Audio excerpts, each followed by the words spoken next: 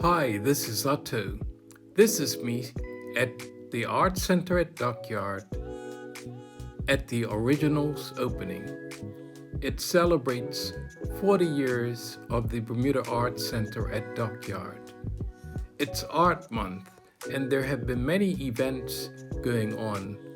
For me, the big one was my own exhibition, Bermudaful Heritage, and it goes on beyond Art Month. It continues until November the 12th. I'm by the Bermuda Society of Arts poster at the City Hall in Hamilton. There are 4 exhibitions on at BSOA right now. I did 2 watercolors on the streets of Hamilton during the last 2 days of Art Month because I was trying to promote my exhibition that goes on until November the 12th. So here you can see Calypso on Front Street in watercolor. And then I painted Hamilton City Hall with a palm tree, the top of the town hall and the clock, and I did it all from Dismont Drive. So here you can see the finished piece, and you can see the detail, and that's the final piece. I'm an artist, so every month is Art Month for me, and you can see some of the paintings that I did during the month.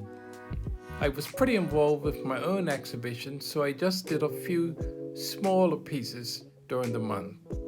Here's a pen and ink.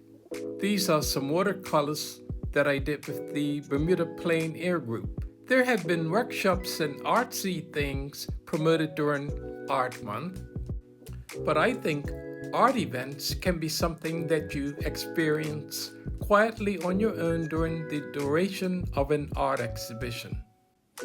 Jade Gibbons, myself, Sharon Mohammed were at Jerde Hassel's opening, which began before Art Month, and we all are in shows that go on beyond Art Month. During Art Month, I went to Jonah Jones's show, and I also went to shows all around.